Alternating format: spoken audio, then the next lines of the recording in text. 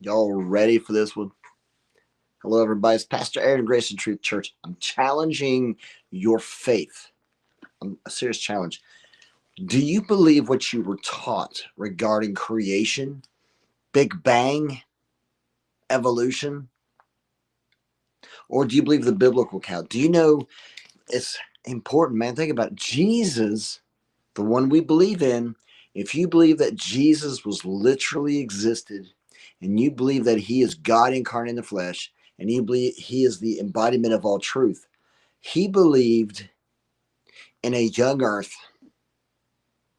He did not believe in evolution. He debunked everything, most of the stuff we've been taught.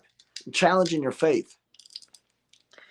God's put in my heart when we first started the church that Genesis was going to be vital to teach from that, because out of that is an abundance of understanding of Scripture and life, because that's truth.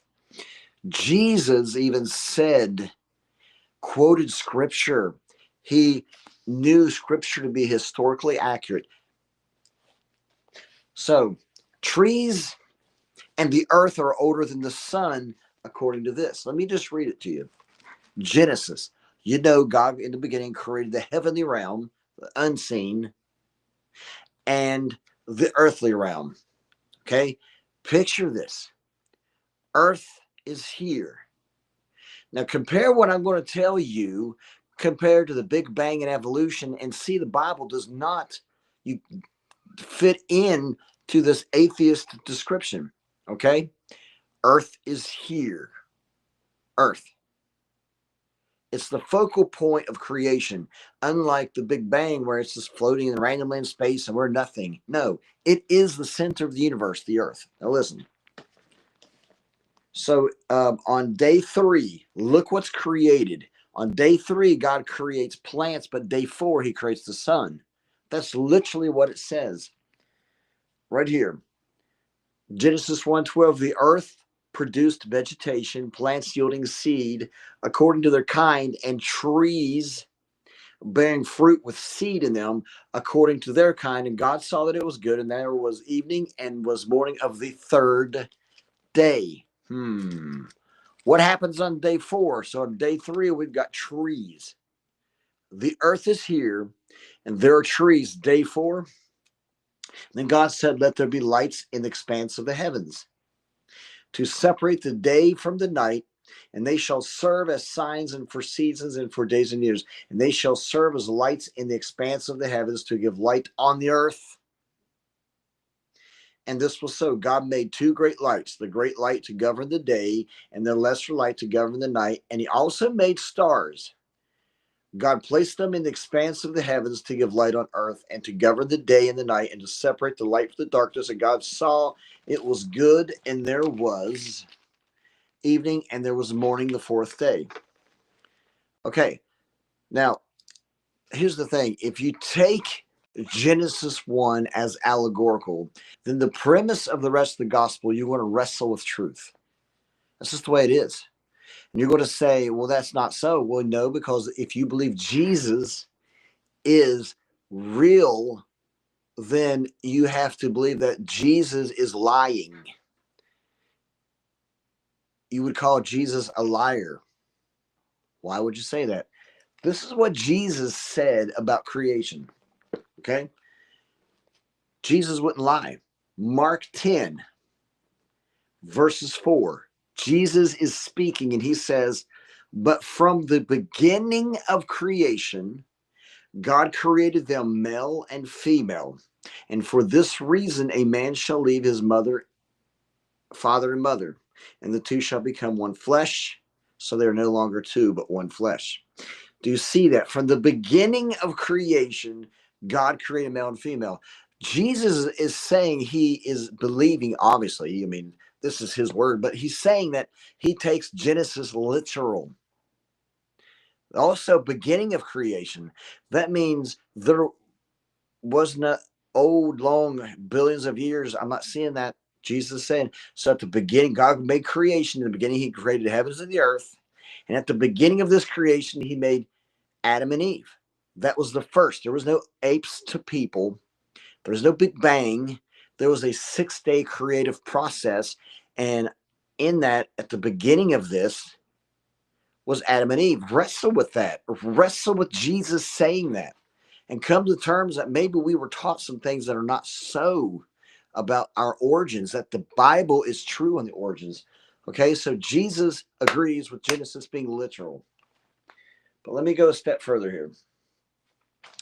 You have to also take into Luke, the genealogy of Luke. Luke literally lays down from the first man, Adam, and takes it to Jesus. You see, you can't negate that. You can't say, well, God used evolution. No, Jesus believed that Adam and Eve was created at the beginning of creation, just as and Luke testifies that from that man came to Jesus every person along the way. That puts a challenge in what we've been taught. That means this is very possible. This is a young earth. So what have we learned so far? We've learned, according to Scripture, the earth was here before the sun, moon, and the stars. We believe that trees on the earth, according to what was written, trees are older than the sun, moon, and stars. Blows Big Bang up. A lot of things we were told. And Jesus agrees with that as truthful. Now you got to remember this. The devil, when he approached Jesus, Jesus dealt with the devil quoting Scripture. Jesus believes this to be accurate. Matter of fact, did you know that Jesus believes that Jonah was a real story, not allegorical? He says, quotes it and says, just as Jonah was 3 days in the well, Jesus believes that Noah was a real man and there was a global flood. He points to Genesis as history. He points to Jonah in the great fish as a historical account. Jesus points to Sodom and Gomorrah as an accurate account. So when Jesus looks at Genesis, to him that's history. We should do the same thing and not look at it as poetic, because Genesis was not written. Genesis is not written as a poetic book. It is a book of origins and history. But here's what the devil's trying to do. Jesus used Scripture to deal with the devil. On the first account, when the devil was trying to tempt Jesus, remember, he's the tempter, not God. Jesus quotes Scripture, says, it's written. What does the devil do? Well, he tries to quote Scripture back the second time to Jesus. He quotes Scripture. The devil quotes it accurately, but with the wrong spirit. He's trying to be deceptive. Think about that. Make sure you're in a truth church. You can use Scripture accurately with the wrong spirit. And third, the devil tries to just twist the Scripture. He gets it wrong. I think that makes for an interesting conversation. It's a challenge to your faith, because how can you take Jesus seriously if you don't take Genesis literally? Because Jesus took Genesis literally. So if you believe Jesus is who he is, then you're calling Jesus a liar if you say, well, Jesus, you're believing Genesis to be literal history. You're quoting it. You're very specific. I'll give you one last example. But I don't believe, but I believe you are the Son of God, but I don't believe the things you say. But Jesus said, keep my words. He said, heaven and earth is going to pass away. He would know. Let me get one last one regarding a 24:35. Check this out. Jesus referring to the historical account of Abel, Matthew 24:35. I'm challenging your faith. Are you going to believe this? Are you going to believe this or not? Or are you going to try to argue away what I'm telling you?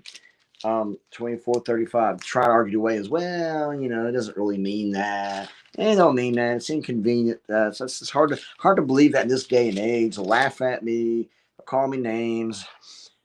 The world's going to hate you, Jesus said. So Jesus says, 23:35. Sorry. And upon, so he's talking, Jesus, and he says, so that upon you, let's talk about Pharisees, talk to the scribes, Pharisees, Israel. He says, upon you will fall the guilt of all the righteous, Jesus says. Upon you will fall the guilt of all the righteous blood that was shed on the earth, from the blood, and he starts where? From the blood of Abel to the blood of Zechariah, and it goes on. So why does he start with Abel? Because historically, Abel was the first one killed. He was the first one murdered. So when Jesus says all the blood of will be laid upon you from Abel, why Abel is the beginning. So he sees that that's accurate. Evolution don't fit into that. Some of the models we've been taught about the universe doesn't fit into that. But there's something vital in believing that this is true. The Bible's true. Jesus seen it as true. And you say you believe in Jesus. Where does that put you in relation to believing Genesis literally? A great conversation to carry. You go put your faith in the words of, or not, scriptures. Something to deal with. God bless you, man. It's truth.